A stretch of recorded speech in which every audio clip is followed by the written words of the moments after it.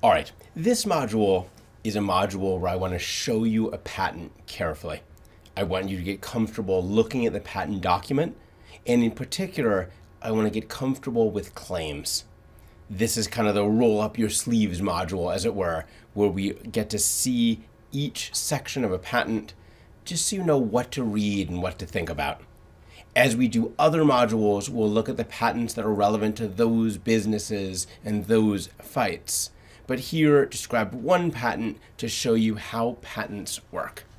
This is a patent I like to use for teaching purposes because it is the patent on one of the cup holders that Starbucks uses. So when you get a cup of coffee from Starbucks and want to put one of those sleeves around it to protect yourself from the heat of the cup, this is the sleeve you're likely using. I like it then because it's a technology we all know, and it seems pretty simple, and yet you'll see how the patent system still brings with it enormous complexity for even what seems like a simple technology. Let's take a look. I've got the patent up on the screen. You've also got a copy of it in PDF form if that's an easier way for you to look at it. But here's the patent up in front of us. As I mentioned in the original module, in the upper right-hand corner, patents are numbered. This one is patent 5425497, and again, lawyers will refer to a patent by its last three digits. It's the 497 patent.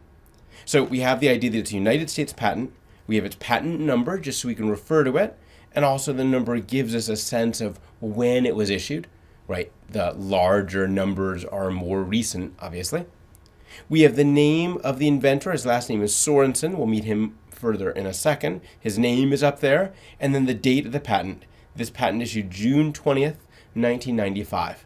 So as of June 20th, at that moment forward, anyone who was using this technology had to go cut a deal with Mr. Sorensen, which is to say this is when the patent becomes valid and enforceable.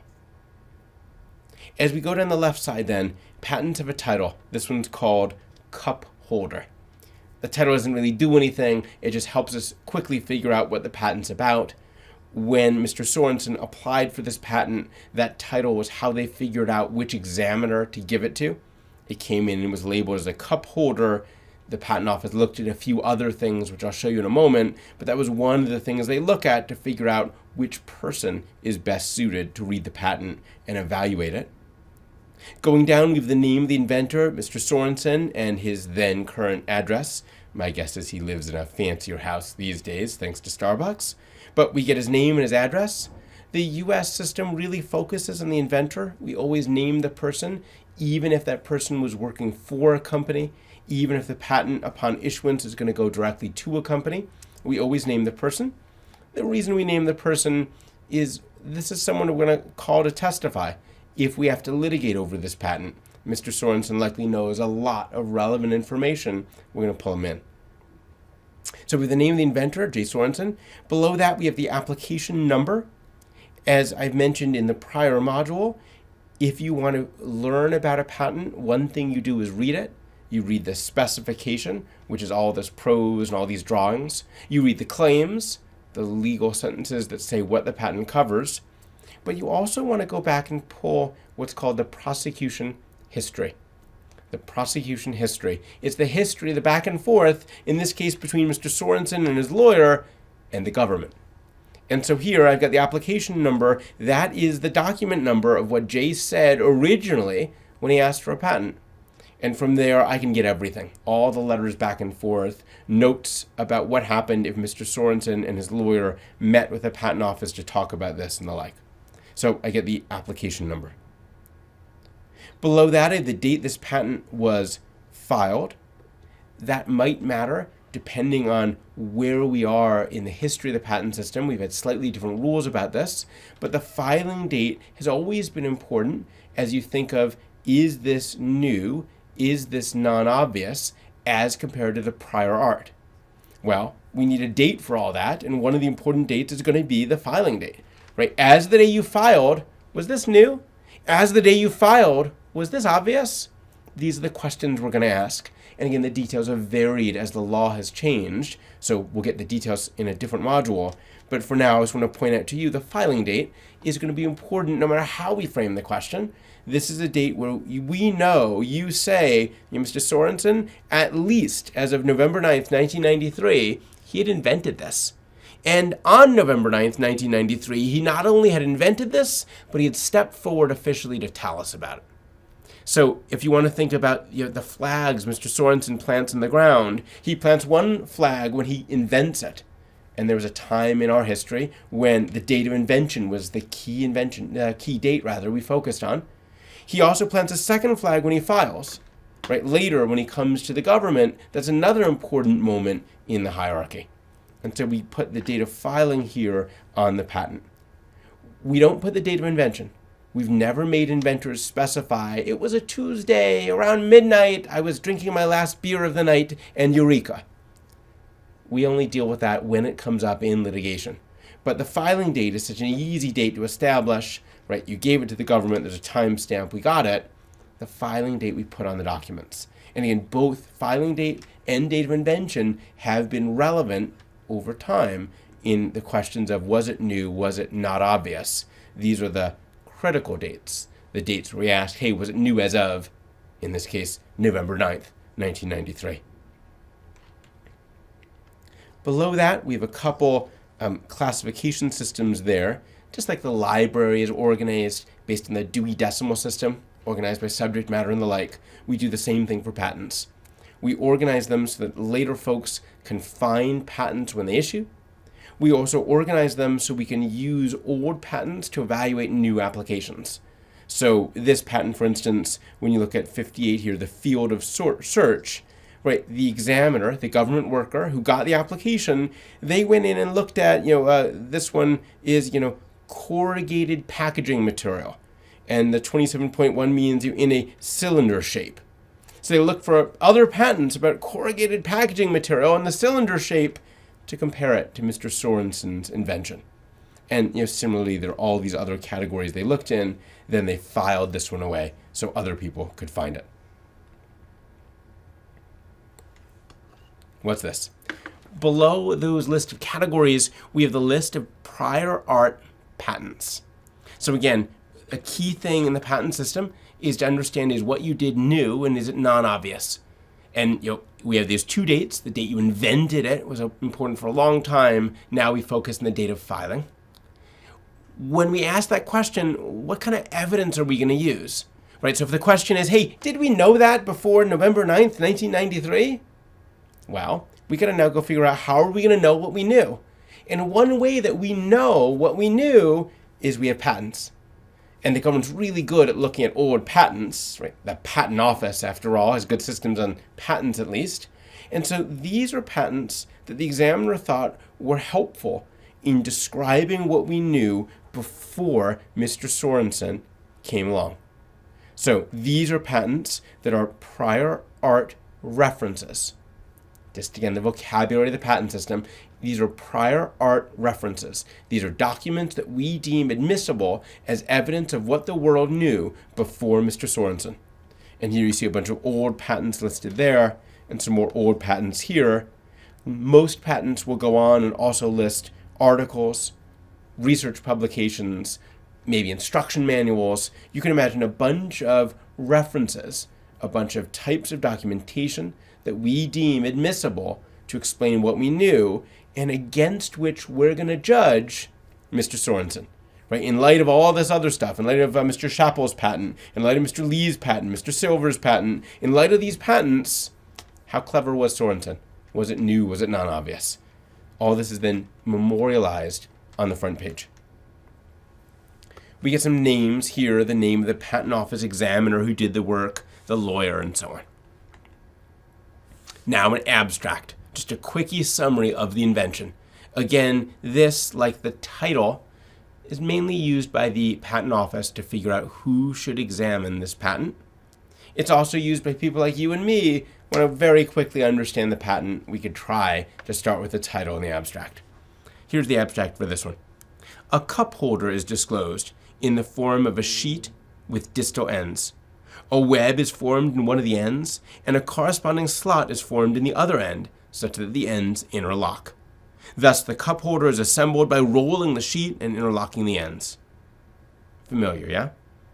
The sheet can be an elongate band of pressed material, preferably pressed paper pulp, and is preferably formed with multiple nubbins and depressions. In one embodiment, the sheet has a top and a bottom that are arcuate, I don't even know what that means, and concentric, and matching webs and cuts are formed in each end of the sheet, with the cuts being perpendicular to the top of the sheet.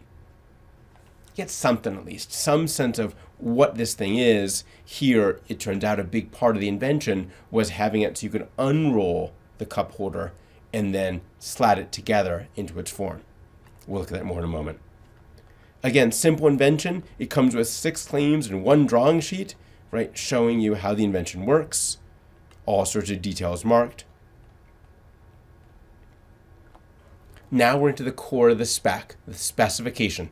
Again, this is where we have to disclose in sentences, paragraphs, with data, whatever we got. Here's what we did. Here is our invention. And remember, there's 2 schools of thought in this. One is that the government wants this because it's a great library book, in essence. We'll have all these patents with all these explanations, and you could go read them. Highly unlikely, but all right, you could go read them. The other story, though, is that this document serves the legal purpose of letting us then make sure we give you the right claims. Not too much, not too little, just right. Right? We use this disclosure to evaluate the scope and detail of your claims. If you're going to claim it, you better have disclosed it here. You better have disclosed it in such a full and clear and complete way that someone skilled in the art could read this and understand it, right? Really teach it to us. Give us the information, because then we know you had it too. Then we know that you truly invented this, and we'll let you claim it. So either way you want to think about it, whether you like it as a disclosure that others will read and enjoy, or you like it as a disclosure that makes the legal system work, a disclosure that helps us understand the claims, either way, the specification is huge. Right? Having this disclosure of information is really an important part of the patent system. And so here we have it. I'll point out to you too, these things are readable. So when you have a patent dispute in your line of work, you don't have to just let the lawyer read it. You'll want the lawyer to read it, sure, but you can get a lot of information by reading too. Here we go. We start general statement just about the field of the invention. I'm going to skip that. What's interesting is this next piece. Almost every patent has a background section. This is where the patent applicant kind of set the stage for the examiner. I know that there are other inventions like mine. Here's where they fall short. Really helpful in understanding what the examiner was thinking and what the applicant thinks their invention is. Let's just take a peek. A cup holder is a removable device that encompasses a cup to provide added features to the cup. These features can include gripability, insulation value, and decoration. By gripability, it's meant that the cup and holder combination is easier to hold in the human hand. Insulation value is important if the cup is holding hot or cold liquids, particularly if the cup is thin, disposable paper cup, which has little inherent insulation value. Decoration can include features that make the cup more appealing, like texture or color, or features that communicate to the user of the holder, like advertising or instructions. A conventional cup holder, i.e. not me, right, going to point out what people did before me and why it isn't as good. A conventional cup holder includes a 3-dimensional body into which the cup is inserted. And the patent's going to go on and point out, hey, wait a minute, that's really not a great design. Because if you're Starbucks and you have all these 3-dimensional cup holders, you have to store them somewhere. And you have to waste counter space to have them out so your customers can grab them. By contrast, this invention goes flat, right? That's the whole point of having the interlocking ends. You can leave it completely flat, and when you're ready for it, you can make it. And so the invention talks about how everybody else had these 3-dimensional objects, which are hard to store and hard to work with. The invention here is store me flat, leave me out for consumers flat. It's really easy to just make the circle and you're up and running. Right, and you get that down here. He even comes out and says it. It's an object of the invention to reduce the volume required to store cup holders. And if you're Starbucks, that moves the needle. We had all of these sentences explaining the invention, talking about what other folks had done. You then get the summary of the invention. Now we've set the stage for what it is that was no good about the old stuff. Now we summarize exactly how the new one works. And again, lots of readable, though detailed, disclosure. So going down this column here, column 2, you get a description of the drawings. So all the drawings we saw a moment ago get labeled up here and talked about, usually in some detail. As you keep going, just even to get a sense of the paragraph, right, referring to all the details of the drawing to show exactly what we meant to portray in the drawing. On and on. Remember, this is a cup holder. Look at all this disclosure. The patent then ends with claims. We claim, and we get the formal English sentence for what it is that Mr. Sorensen thought he gets legal rights to. Let me remove that to make that more readable. He writes, what do we claim? 1, a cup and holder combination comprising a cup for holding hot or cold liquids and a holder defined by a band mounted on and encircling the cup, the band having an open top and an open bottom through which the cup extends, and an inner surface immediately adjacent to the cup with a plurality of discrete, spaced apart, approximately semi-spherically shaped depressions distributed in substantially the entire surface of the band, so that each depression defines a non-contacting region in the band, creating an air gap between the band and the cup, thereby reducing the rate of heat transfer through the holder. You will never think about your Starbucks cup again quite the same way. Right? All these claims, I don't want to do these claims because they're actually incredibly hard to parse the first time through. But for now, I want to point out to you, it ends in a series of formal English language sentences that are defining what the legal right is. This is what I invented. This is what I want to stop other people from making, using, selling, offer to sell. This is what I want my legal rights to. Okay, at a high level, that's just the patent document. They all flow the same way. Got another example here on the desktop. Let me pull that one up too. All right, so I pulled up another patent. Again, all patents are going to follow the same basic flow. So this is just a silly patent. It's very readable, which is why I like it, on the spill-free dog bowl. But again, the documents all flow the same way. Inventor's last name up here, Mr. Wesenhagen there. We get the patent number, so we know how to refer to it, and a little bit about when it issued, the date it issued. This is a November 2nd, 1999 patent. We get his address again, the application number again, the date the patent was filed, so we know a date against which to judge it on newness and non-obviousness. It gets sorted into a class. Examiner didn't do very much work here, just put it in 1 or 2 classes and was done. We get the prior art the examiner looked at. So the examiner compared this to a couple domestic patents and 1 foreign patent. Again, the names of the parties, all the same things we saw in the Starbucks patent. Boom, same layout, same information here. You get an abstract. This is a feeding dish for a dog intended to prevent spillage of food when the dog is eating. Okay. Going to be some drawings. There's Fido.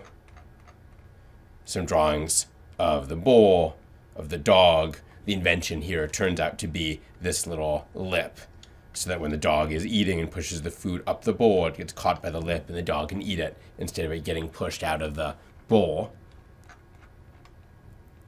Again, you get all this information, right? They label it prior art and information disclosure, and they tell you the story. Problems that are common with feeding practices of dogs originate with the dog's requirement to apply considerable force against the inside of the bowl with its tongue and muzzle to lap up the last morsels of its meal. The result is that the dog pushes the meal out of the bowl, creating a mess that must be cleaned up. A number of patents have been issued intended to facilitate the task of feeding dogs. Here are some other designs that folks have used. None of these addresses the problem of skid and spillage prevention with the effectiveness of the present invention. Then we get a summary. He explains the little lip. He also adds some things to reduce the ability of the bowl to slide when the dog is licking. We get a very short description here. It's one of the reasons I like this patent. Here's a description and then claims. Right? Every patent ends with claims. Claim 1. A dish for holding food for an animal, constructed to prevent spillage and assist in the devouring of food by trapping the food with his tongue, which comprises, and then the pieces, a bowl section having a floor member with a boundary continuously connectable to a boundary of a side, so on and so forth, right? A bowl section, an apron section, and a lip being concave downward, permitting the dog to trap the food with his tongue. Again, I don't care about the patent in particular. I want you to see how these documents flow so you are comfortable grabbing any patent and knowing where to look to get a little bit of information about what the patent covers. Now, what I want to do in the rest of our time in this module is I want to go ahead and look at claims. Let me pull up a different handout. As I've emphasized repeatedly, patents end in claims, and claims are hugely important. This is the formal statement of what you get. These are the legal rights you have to go out and negotiate with, litigate, whatever it is. So it's really important to know how to think about claims. Let me say a couple things at a high level, and then I'm going to show you some claims that I wrote just to be a little simpler than real claims so you can see how the process works. First, high-level things. There are a lot of ways a claim could be no good for you. A claim's no good if it covers more than what you're entitled to get. So if I write a claim and my claim covers the sun, the moon, and the stars, and I say I invented all those things, and it turns out I actually only invented the sun. Someone else had invented the moon. It was already known that the stars exist. Right? Point is, if I have a claim that sweeps really broadly and it includes things that I'm not entitled to because I didn't invent them, I lose the claim. So if I overplay my hand, if I write my claim so it concludes things that I did not myself invent, they're things that came before me. They're things that are obvious in light of things that already were known. If I claim something I'm not entitled to, it's not new, it's not non-obvious, I lose the claim. Even if the claim in part covered things I also contributed. So if I invented, numbers 1 through 19, but I claim numbers 1 through 27, I lose. Because I claim things that I didn't truly invent. So one way a claim could fail me is if I claim things too much. Right? I grab things in that claim that I wasn't entitled to get. That's one problem. Another way a claim could fail me is if I didn't support the claim adequately in the specification. So maybe I was entitled in a sense. I did come up with something that is brand new and it wasn't obvious. But when I wrote up my prose and I did my drawings, I didn't teach enough. I didn't explain enough about how the invention worked. I didn't give enough detail. If I failed in my disclosure, my claim will fall too. So not only must I get my claim scope correct, got to cover what I'm entitled to, no more, but I also must support that claim in the specification. I've got to have given the information that makes it such that that claim is deemed a good claim in the eyes of the law. I can also lose a claim if it's just not clear. If when I write the language and I write the words that make my legal offense, if then it turns out to be ambiguous as exactly what I meant, but some detail. So there are a lot of ways to mess up the claim as we write it. Then after all that, a claim is only valuable if someone else does it. Right? So my claim is only valuable if it turns out that someone wants to do exactly what I wrote. If they want to do something different, they don't need my patent rights because my claims don't cover them. So claims are really important. I've got to get them just right. If I overstep, I lose it. If I don't write it in a way that other people need, it's not useful to me. There are a lot of ways to mess up on claims. Now, as you think about laying out a claim, there are a couple parts to a claim. And I did these simple claims so I could show you those parts and get you used to reading these sentences at the end of a patent. A claim begins with what we call a preamble. And a preamble is just the way to start the sentence, right? If I am claiming some sort of tool, I could literally say a tool. That could be my preamble, a tool. I could say more if my tool is for moving dirt. Great, I could say a tool for moving dirt. That could be my preamble. The preamble is that opening little piece of the sentence just to get us going so we could then give you the detail about what I want legal rights to. So for instance, in example 1, claim 1, my preamble is a diagnostic medical imaging system. That's my preamble. I have another example below. We'll come back, obviously. Here is example 2, claim 1. Here's my preamble. A method of forming a porous surface for use with an orthopedic implant. It's a way to begin my sentence. What roughly is my invention about? Here it is. I don't have to be very specific. Indeed, the courts ignore the preamble. So they don't always ignore it. Let's make that a little more sharp. They ignore the preamble unless you pile in so much detail that you kind of tempt them to put some weight on it. So the law is we ignore the preamble unless it is deemed to breathe life and meaning into the claim. So if my preamble is a machine, or a thing, or a building, or a method, fine, it'll just get ignored. It was just a way to start the formal sentence. If I say too much more, there's some chance the court will hold me to what I say. Again, the test is breathes life and meaning. So if you look at example 1, claim 2, I wrote, a diagnostic medical imaging ultrasound system capable of being housed on a portable support. Well, I added so much detail there, it's quite possible that a court will say, all right, you just limited yourself, Lichtman. Your invention has to be capable of being housed on a portable support. I'm going to hold you to your preamble. But for the most part, preambles are just a way to get in. They don't have any weight attached to them. And most of us try to write our preambles to not have all this extra verbiage. That's the first piece, a preamble. The second part of a claim is almost always the word comprising.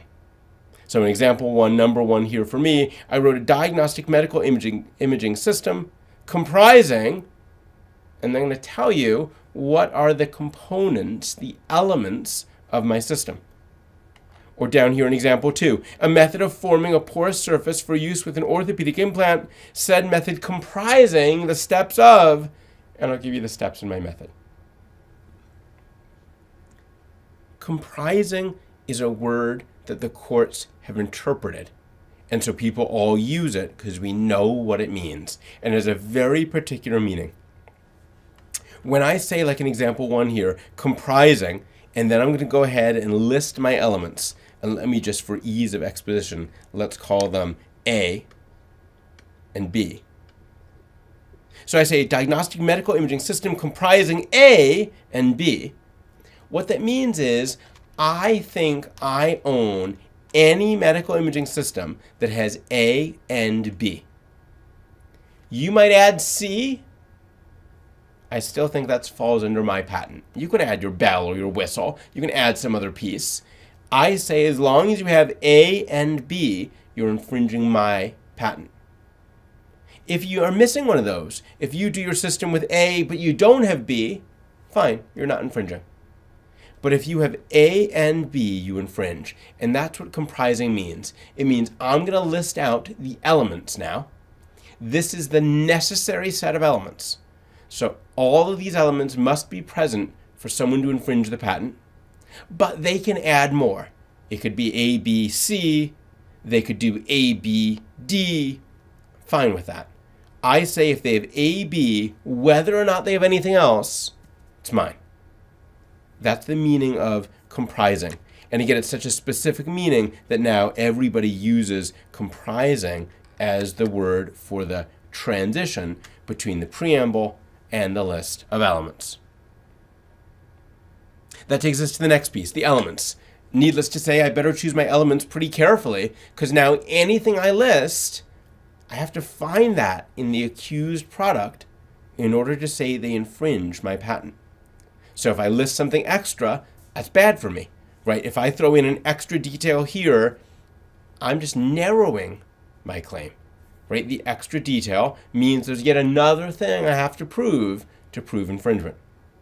So here's claim 1, a diagnostic medical imaging system comprising. So preamble, got it. Comprising, got it.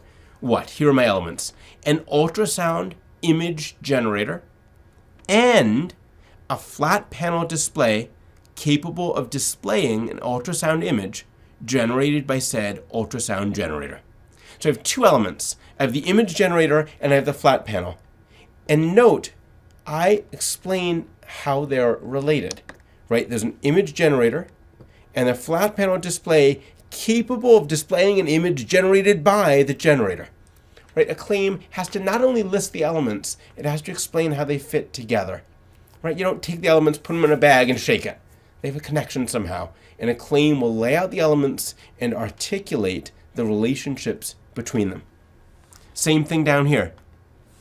Again, my preamble. A method of forming a porous surface for use with an orthopedic implant. That's what my invention's about. Said method comprising the steps of. There's comprising. So I think you need to have all these steps. If you skip a step, it ain't my invention.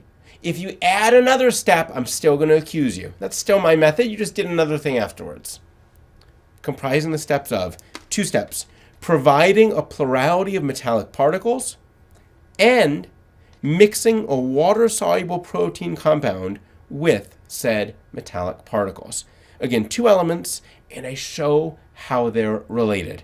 I provide, and then I mix with the thing I provided.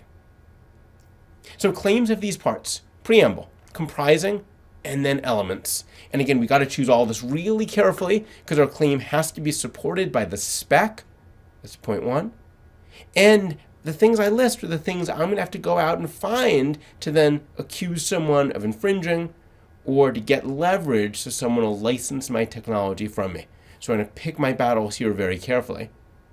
I also have to choose my words carefully such that I don't accidentally claim something I didn't invent myself, something that was already new, something that was obvious already. So lots of constraints in doing a good job on claims. Because of that, you don't just write one claim. When you look at a patent, you'll see 10, 15, 20, 80, 100, 200 claims. Right? That's the lawyer being careful. Right? The lawyer's going to write a series of claims and say, look, I think I'm entitled to this really broad claim. Just 2 elements, covers a huge area. I think that's right. But I'm nervous. So I'm going to do some claims that are narrower. I'm going to back off from my broad assertion. These 2 elements is enough. And I'm going to do a claim with a 3rd element, or with a detail, and start to articulate my invention in a more narrow way. Take it out of these examples, do something you just know off the top of your head. We'll come right back to this. Imagine I invented the mousetrap.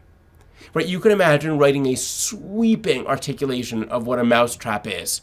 Right? It's a portable container that uses a lure to attract some sort of creature and then traps the creature inside. Right? It's portable, it uses a lure, and it's a trap. That's my high-level articulation. And maybe I truly invented that. Right? Maybe the prior art before me was chasing the mouse with a broom and trying to whack him. And that's mean-spirited, and it's messy, and it's not very effective. And my new technology is recognizing the idea of a portable device so you can catch the creature. Portable is important so you can move him out of the house and not have to hurt him in the house or hurt him at all. The lure brings him in. Great. Maybe I truly deserve the broad claim, portable, with lure, and capable of being closed in some way. But I'm going to be nervous that other people might have something in that space also, and it'll turn out later on that that claim's no good. Right? It'll turn out that someone did something remotely like that, and my claim, because it sweeps so broadly, blows up. So in that same patent, I'm going to back off. I'm going to now write a claim that might more narrowly talk about a metal container that uses a lure known as cheese, where it closes using a spring-loaded door. I might have another claim where I talk about a metal container using cheese, but instead of a door, it rotates so the mouse can't get out. He goes in through the entry, and then the thing rotates, and he can't climb up. I might do another claim where I swing broadly on the lure. I say the lure can be any sound or color or food that attracts small animals. Right? But you can see there are different levels of abstraction. If we had to say one good sentence about what a mousetrap is, I could say a lot of different good single sentences, and they're differently risky from a patent perspective. The broad ones are awesome. They cover lots of stuff, assuming they stand. The narrower ones are safer. I'm less likely to be surprised by prior art that gets in that scope. The narrow ones are also safer because I can be very confident that I said enough in the spec to enable a narrow claim. which is to say if I write my claim about a metal cage and it uses cheese and a spring-loaded door, well, I definitely wrote good enough sentences about that in the spec, and I had a picture of that in the spec. No problem, I definitely have a good document to support that claim. Whereas the broadest claim, hopefully I wrote enough, hopefully I said enough, hopefully I did enough, but maybe I didn't.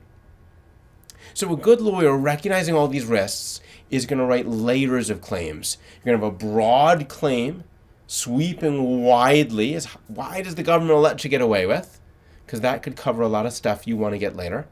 Then a whole bunch of fallback positions, narrower claims that are safer along all these dimensions.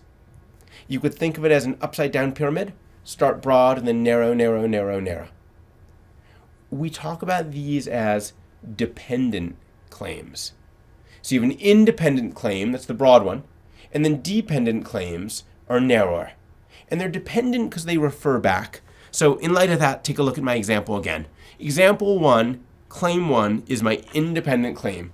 Watch the preamble, the word comprising, and the elements. Example 1, claim 1, a diagnostic medical imaging system comprising 2 elements, an ultrasound image generator and a flat panel display linked to it. Great, 2 elements. Claim 2 is now a fallback claim, a back-off claim, a claim that's a little less aggressive. It's a dependent claim.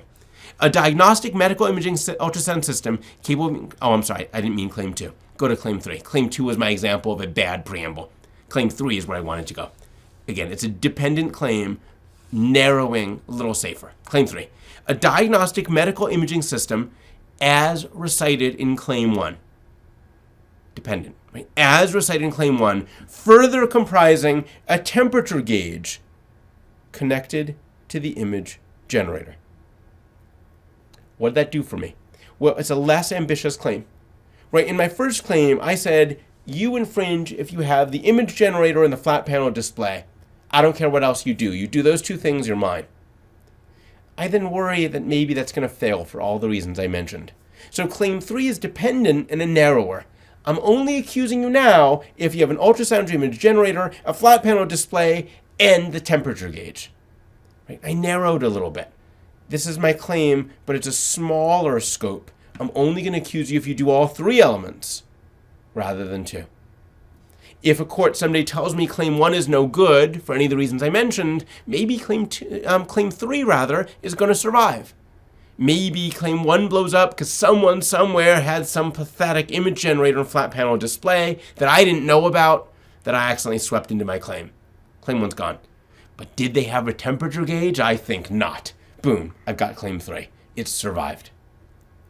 Claim 4, again, I'm narrowing. A diagnostic medical imaging system as recited in claims 1 or 2, further comprising a printer, capable of capturing in fixed form the images displayed on the generator. Again, I narrowed. I can use claim 4 only against someone who has the generator, the display, the temperature gauge, and a printer. I'll never use claim 4 if claim 1 or claim 3 works out. Right? If the broad claims work, I just won. It's great. Claim 4, though, is my fallback position, just in case those earlier claims fall apart. And maybe I'd use claim 4 in litigation if I think it helps a jury understand. If I think having the extra detail will help a jury understand my invention, how it works, and why the other guy is the bad guy. Same thing, again, going deeper. Example 2, just want to show you these moves so you're comfortable reading claims. Example 2, claim 1 is a method claim. A method of forming a porous surface for use with an orthopedic implant. Said method comprising the steps of providing a plurality of metallic particles, element 1, mixing a water-soluble protein compound with said particles, element 2. I got a preamble comprising and 2 elements. Number 2 is my dependent claim. The method of claim 1, wherein said protein compound comprises gelatin. So claim 1 swept really broadly. It's a great claim if I can keep it. In that one, I don't care what your metallic particle is. And your protein compound, if it's water soluble, I gotcha. In claim 2 now, I back off. I'm narrower. If I lose claim 1, my fallback position is fine. I didn't invent all of that, but I want the subclass of methods where the protein compound is gelatin. Claim 3 is just a different narrowing. The method of Claim 2 wherein said metallic particles comprise titanium. Again, Claim 1 is any metallic particle. Claim 3 backs off and says, great, I'm just going to assert ownership to the titanium ones. Claim 4, the method of Claim 3 when the said mixing is performed at a temperature of 421.6 degrees Celsius. I'm getting very narrow, although I assume that temperature is important, right? That detail was put in there because it matters to this method. And note, I rewrote Claim 4 there at the bottom in brackets. Right, the method of Claim 3 referring back to the method of Claim 2, referring back to the method of Claim 1. If you rewrote that without all those cross-references, you'd have this. It's a method of forming a porous surface for use with an orthopedic implant. Said method comprising the steps of element 1, providing a plurality of titanium particles, and step 2, mixing gelatin with said titanium particles, and step 3, whereby said mixing is performed at a temperature of 421.6 degrees Celsius. Again, I add details. Now, we do this much more carefully in a real patent. So, for example, Claim 3 in this example, maybe it should have been the method of Claim 1, wherein the metallic particles comprise titanium.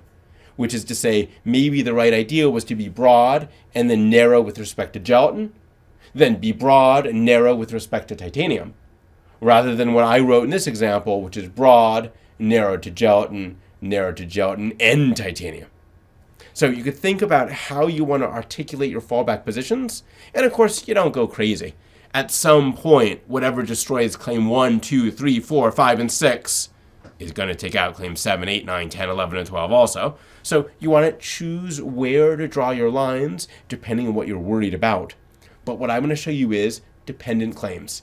It's really interesting that we make you write an application up front, we review it up front, but all the while we're always aware that we might have messed up.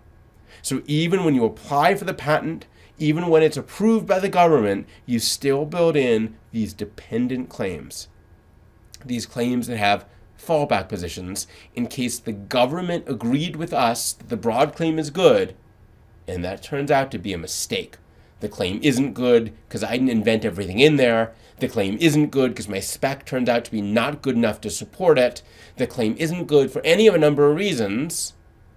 We recognize that from the get-go, and when you apply, you write fallback claims, and the government approves those too. Really interesting that we set up the system this way, so aware of its imperfections. Two more quick examples just on claims to get you ready to read claims with me through the rest of the modules. Example 3, I call it functional claims. I put it in for two reasons. Imagine I invented the hammer. I am your Thor. I invented the hammer. Note I'd have to make up a lot of vocabulary. I had to make up the word hammer.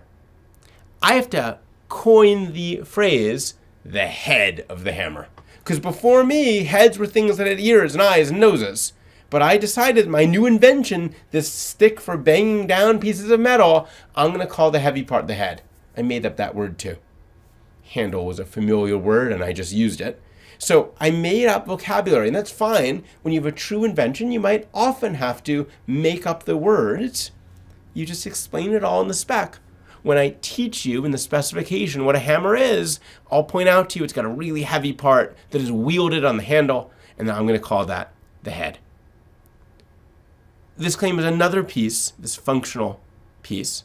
So I say a hammer comprising element 1, a head, element 2, a handle, and a means for attaching said head to said handle. And what I want to point out here is language like means for attaching, perfectly fine, right? It's a catch-all bucket. I could have said a nail for attaching, and then written another claim that said a screw for attaching, and written another claim that said Velcro for attaching. Because, the Nerf hammer, it turns out, is attached with Velcro, so it can be taken apart.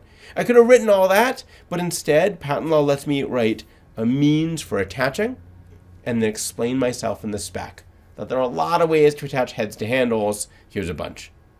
So, as I rewrote it in brackets, a hammer comprising a head, as that term is implicitly defined in the spec, a handle, ditto, and when I wrote means for attaching, it means a nail, a bolt, and equivalents thereof for attaching said head to said handle. There are lots of other ways to write claims. I put a couple more here. I'll just read you one more and let it go. Here's example 4. Sometimes I'm going to define my claimed invention by the process by which I made it. So example 4, claim 1. I want to claim an insulating material.